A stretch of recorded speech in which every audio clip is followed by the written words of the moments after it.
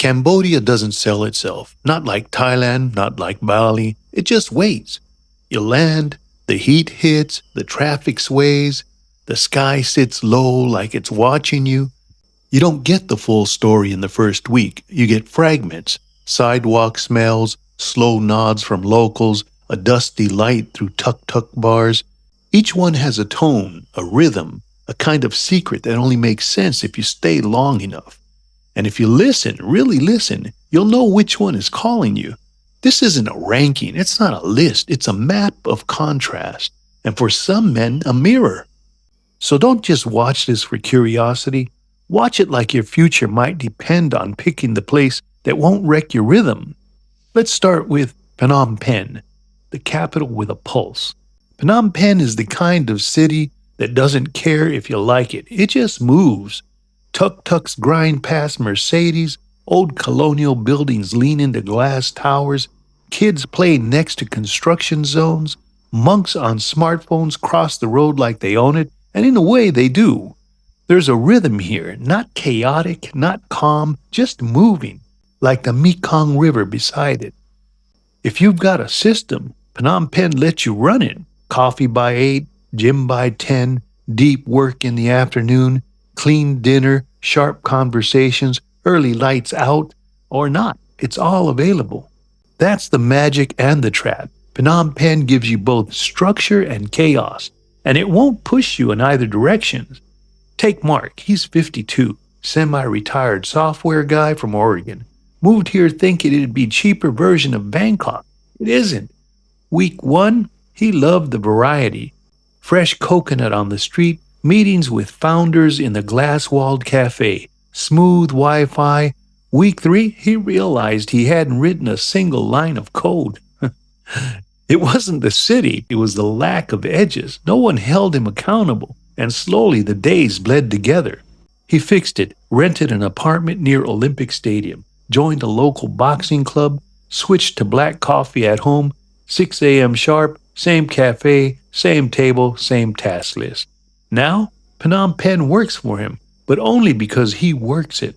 Some men thrive here, business guys who need motion, remote workers who need bandwidth, builders who need ground that doesn't get in the way. But come here without purpose and Phnom Penh becomes a blur, a slow leak, a daily drain of tuk-tuk rides, maybe tomorrow plans, and nights you don't remember. It's not a place that holds you back, but it will definitely, absolutely let you fail. Come with a plan or get pulled into a flow and spit out 6 months later wondering where the time went. Siem Reap is not what you think it is. Tourists come for the temples, but the real expats, they stay for the rhythm. This is a walking city, a morning light city, a city where things breathe before they begin. You can feel it at 6 a.m., just after the monks finish their rounds and just before the cafes unlock their doors. The whole place hums like it's waiting for you to notice. You don't have to fight for space here. You don't have to shout to be heard. You don't have to keep up with the pace that doesn't match your own. It's not lazy, it's measured. Artists live here, remote creatives, men who burned out elsewhere came here to rebuild something internal. Like Dave, former architect from Manchester. After a health scare and a divorce in the same year, he left London, landed in Bangkok, then drifted for months until a chance weekend in Siem Reap stopped the noise. He walked into a temple by accident, stayed seated for hours. Something in the silence felt heavier than the noise he left behind. Now, he rents a small villa on the edge of town, paints in the morning, reads in the afternoon, teaches English to monks twice a week. He says he's the healthiest he's been since his 30s, not because he found magic, but because he stopped trying to outrun his own reflection. You can reset here without disappearing. You can date here without feeling like you're part of a transaction. You can live simply, but not stupidly. The food is good, the Wi-Fi is fast, and the smiles are real. The energy? Sacred, but not precious. You're close to Angkor Wat. The point is that Siem Reap gives you a soft landing pad for a sharp internal turn. You can change direction here without losing altitude. Some men just pass through. Others realize too late they should have stayed. If Phnom Penh is a current, Siem Reap is a breath. Not for everyone, but perfect for the man who knows how to listen. Okay, Kampot, Rivertown Rhythm. Kampot isn't in a rush. There's no skyline here, no shopping mall buzz, just a soft roll of motorbikes along old French streets and the quiet hum of riverboats slicing through the brown water. Time bends in Kampot. You start watching sunsets again. You measure your day in cups of coffee instead of emails.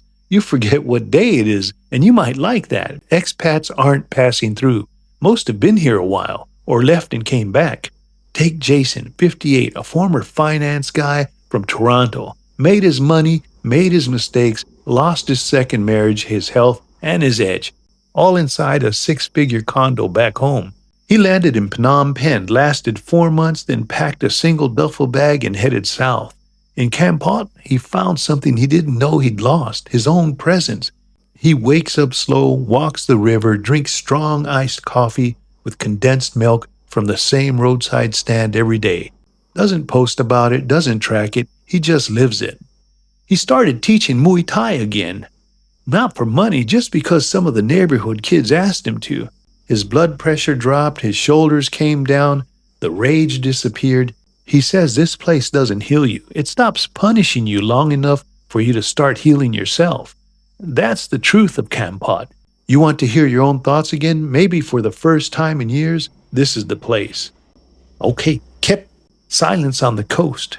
Take Glenn, Vietnam vet, lived in Laos, lived in Thailand, wound up here 10 years ago after a short trip and never left.